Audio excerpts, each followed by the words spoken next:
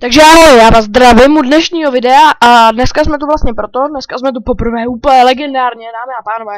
Ano, tohle je první video na našem kanále, bože můj, a hned takové divno video. No každopádně, jsme tu dneska proto, že vlastně se chystám udělat prankol.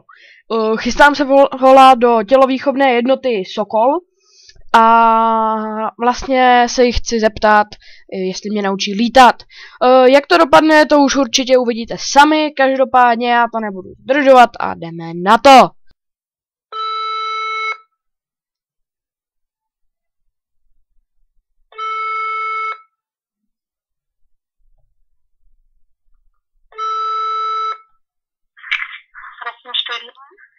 Dobrý den, dovolal jsem se do Sokola.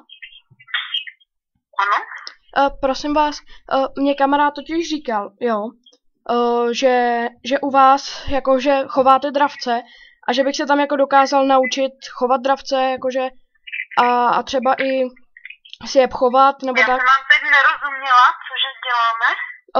Že učíte chovat dravce, že bych si mohl jakoby koupit u vás třeba Sokola. Jste se spletla, ne? My jsme Sokol tělocvičná jednota, u nás se cvičí. Aha, a teda jako nechováte nějaký dravce, nebo tak jako? No, jste si myslela, že když se jmenujeme Sokol, takže chováme dravce? Děláte ze mě srandu? No, ne, mě tohle právě říkal kamarád, tak jsem se chtěl zeptat No, jako... tělocvičná jednota, jo? Takže sport. Jo, děkuju. Prosím.